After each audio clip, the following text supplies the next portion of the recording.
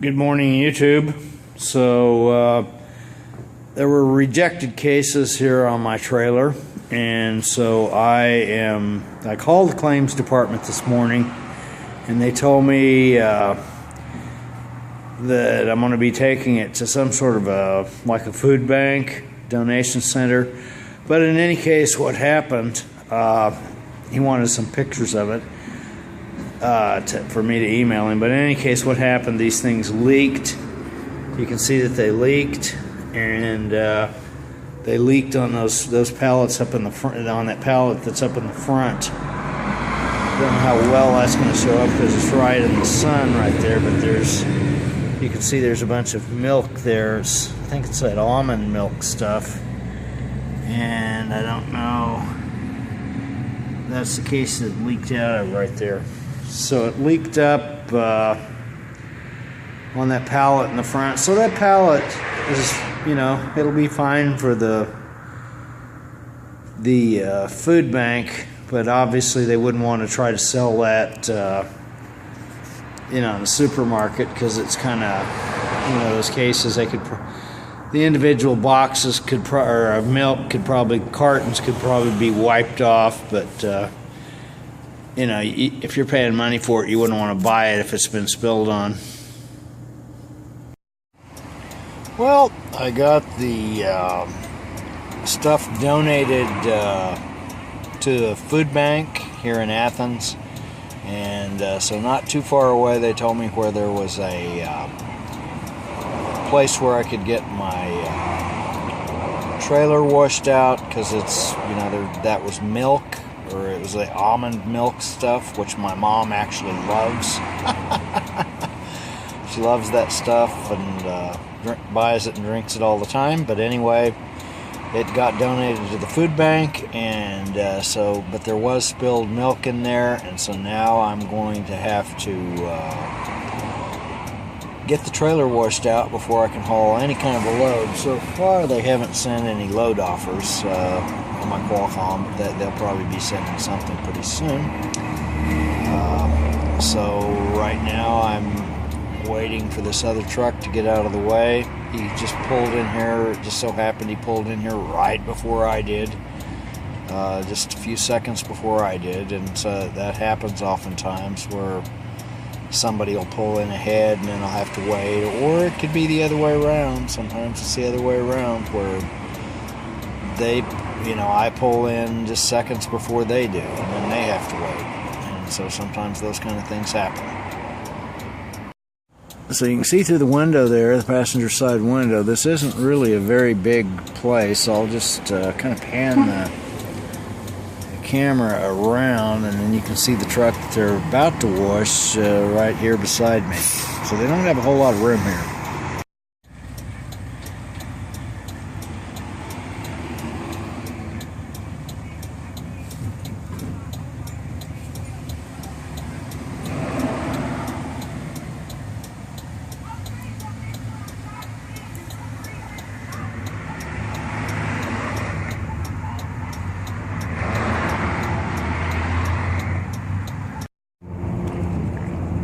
So I just ate lunch at this, there's a TA truck stop here. I think it's at Commerce, Georgia. It's along 441. So I'm on my way to Cornelia, Georgia. And what I thought was interesting here, you can see that the, whatever kind of trees those are obviously in bloom. Well, I've made it to Fulton, Mississippi, and so that's where I'm stopping at. They ended up having me pick a load up at Cornelia, Georgia. I think that's the name of it. I don't know. Anyway, it's going to Frontenac, Kansas. And Frontenac, Kansas is actually, at first I looked at that and it sounded familiar, but I thought maybe it was around Kansas City. But as it turns out, it's north of Pittsburgh, Kansas. So if you don't know where Pittsburgh, Kansas is pretty close to Joplin, Missouri. So it's sort of in, it would be southeastern Kansas, where it's located. And so used to be, of course I was born and raised in Kansas, and I lived for quite a few years in Kansas. So it used to be that if you were traveling between Kansas and Arkansas, for example, there was a good chance you would go through Pittsburgh, or you'd end up driving through that area. But the roads, of course, have improved over the years, and so you really don't, unless you lived there or somewhere right around there, you really wouldn't go through that anymore. There's a lot of places across the country like that at one time, maybe they had people actually traveling, people that were traveling cross country, or even trucks that were traveling cross country that would go through those places. But now, not so much, because the roads really have improved. And even the roads, those 2-lane roads, a lot of those roads in Kansas and in other states, those have improved as well. And so it's, at one time it would, like going from Kansas, like, go to, I remember when I was a kid, or still living with my parents, even as a teenager, we would make the trip to Arkansas periodically because, my parents had relatives down there. So we would make the trip to Northwest Arkansas and go through all these little towns, and you'd have to, you'd have the 2-lane road, and ever so, the little towns, you get in a rural area, and there's little towns, little tiny towns, you get in kind of an agricultural area, and you get these little tiny towns that are, just ever so often you'll have a small town. And, it'll vary a little bit. Of course, they're not laid out completely, like, on a grid pattern or anything, but there are lots of little small towns in rural areas. And so, you got to keep, somebody pull out in front of you, or they'd be going slow, or you'd have to slow down for the little towns and what have you. And so now that, in a lot of cases, even that has changed. They've sort of rerouted those roads, and so it's all very different now. But most of the traffic, like if you're going from many places in Kansas to, let's say, to Northwest Arkansas, you're not even gonna get anywhere close to that. You're probably gonna go down Interstate 35 and through Tulsa, and it's freeway the vast majority of the way now, and that's true going in all kinds of different directions. So it's roads have really improved a lot in the past number of years. So anyhow, so I'm going to be delivering there at 9 a.m. Monday morning, and so that's not too far, maybe about 100 miles or so from where I live in Northwest Arkansas. So it's my intention, if I can, since I'm going to be going right past home, that's the way the load is routed, so I will, if everything goes right, I should get home maybe about 4 or 5 o'clock tomorrow afternoon, tomorrow being Saturday afternoon, spend Saturday night at home, and then maybe a good chunk of the day Sunday, and then head on up there Sunday evening. I don't know, let me look at my Qualcomm right here. I did get directions to the place. I think they've got directions here. Although the place where I picked the load up in Georgia, they didn't have directions. So let's see, some kind of food place. Let's see. Oh, they do have overnight parking, so I may go ahead and just go up there. May just go ahead and go up there Sunday evening, and then spend the night there, and then 9 a.m. Monday morning is when they're supposed to unload, and then not really time to go home yet, so I'm not planning on going home until really the end of the month. and then taking my regular time off. So, interesting. So anyway, that's where the load is going, and and since it's the weekend, it went quicker. Now, I did have a terrible time kind of getting through the Atlanta area. And I guess, to make matters worse, I hit it right about 5 o'clock, and it was Friday, and there were accidents, and so it took, I don't know, I was kind of stuck in really slow traffic. Probably, I didn't really time it, but probably a good hour and a half, or maybe upwards of hour and a half to 2 hours. The traffic was just kind of inching along, and finally made it through there. But there were, it was Friday, I suppose, and there's always, for whatever reason, there's always more traffic everywhere on Friday. That's just a general rule of thumb. If it's Friday, there's always more traffic. I don't care where you're at, unless you're in some really rural place. There's always more traffic, and you get around any kind of population at all, and you have people leaving, and I don't know. There's just it's an interesting phenomena. So, but made it through there and made it here, and so I could have tried. I still had another hour and something that I could have driven, but it was just easier. When it gets down to about an hour, I like to go ahead and stop, especially if I have time. Go ahead and stop and not push my luck as far as pushing on past the I don't want to get too close to running out of time on the electronic logs.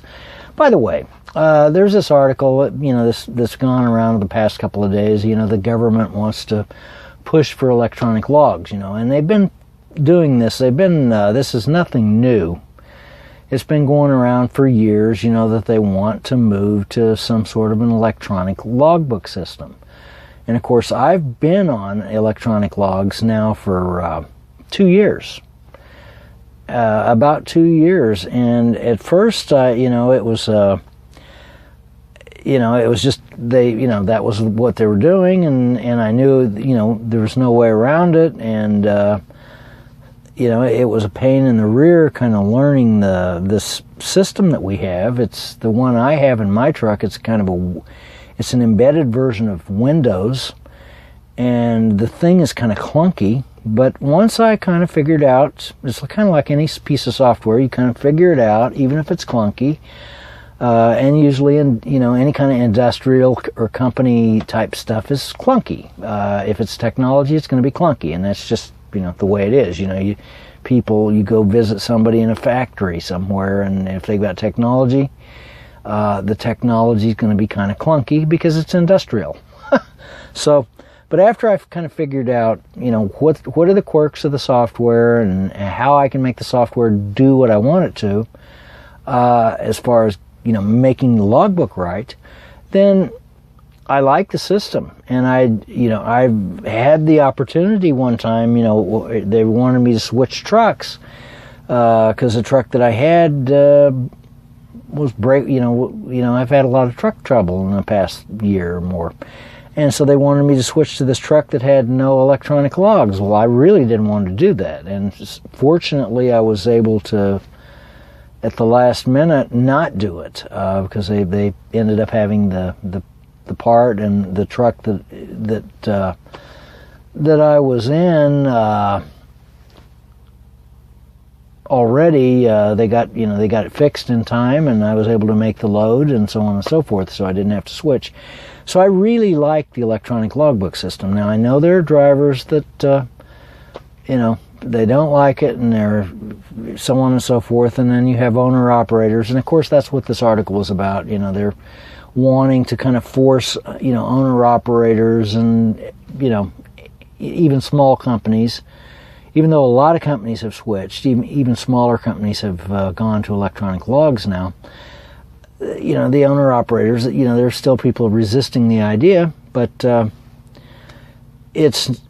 don't know. I find that I really like the system. It really cuts down on paperwork. Of course, I do not like paperwork. I'm not a paperwork person. Could not be a paper pusher. It would drive me insane. So I really don't like paperwork. And kind of filling a logbook out is kind of like, it's not unlike filling out a tax form every day. If you have to fill out a logbook every single day of the world, and you got to get it right. It's kind of like filling out a tax form. That's a pain in the rear. So at least with the electronic system, it's partially automated. And so then you just have to go back. What I have to do is go back and make sure that I've managed the off-duty and on-duty time properly. The driving time is all automatic. As long as I have a rudimentary knowledge of the rules, can't mess up. And so it's really a great thing. And then the other thing is that once a company has electronic logs, the DOT, the people in the scales, you tell them, or if they even know that the company has electronic logs, and of course they do because they have databases, they don't even ask to see it because they know it's already right. I've had one time in 2 years where, it was in upstate New York, and they pull you into the rest area sometimes and they do the inspection. And the gal, I told her, well, I'm on electronic logs, and so she actually wanted to see the Qualcomm and looked through there, and of course it was all legal because it has to be, pretty much, if you follow the rules. And so she was happy with it, and so they're a great thing. I like it. Who wants to? Of course, the argument is, well, we can't work as hard as well, there are people that are violating the rules. And I see it because there are times when I stop. And I'm stopped to take my break, and another truck will show up, and it parks, and the guy gets and goes to bed or whatever. And by the time maybe I look out the window or something, and my 10 hours are still going, haven't expired yet, and that guy's already left, or he's leaving. So there are people that are bending those rules all the time, with the paper logbooks, and it's a huge temptation to. It really is. If you're on a paper logbook, and especially if it's not being audited, there's a good chance people are going to bend it, or they're really going to they're going to really twist it. So I don't know. I am in favor of the electronic logs personally, just because they work so well. They really work well, and it protects me because then nobody can kind of force me to. Do something that I shouldn't do. They can't pressure me into doing something that's not legally possible, because there it is right there. The electronic logs, it's right there in black and white, right in the company computer, and so therefore they don't even try to, there's no temptation. It takes the temptation away for them to, for anyone to try to push beyond and do what they shouldn't be doing, beyond the rules. And so I work about as hard as I want to. Sometimes I work even harder than I want to. And I know there are people that want to just, run themselves ragged. Well, they really shouldn't be doing that on the public roadways, particularly since there's so much traffic these days. Because there is way more traffic than there used to be. It's not like it's 1970 anymore. It's this is 2014. We've got way more traffic than anyone ever imagined back then. So anyway, I could go on and on and on, and I'll probably have a hard time uploading this if I'm not careful, because these files can end up being huge. So anyway, from Fulton, Mississippi, catch you later.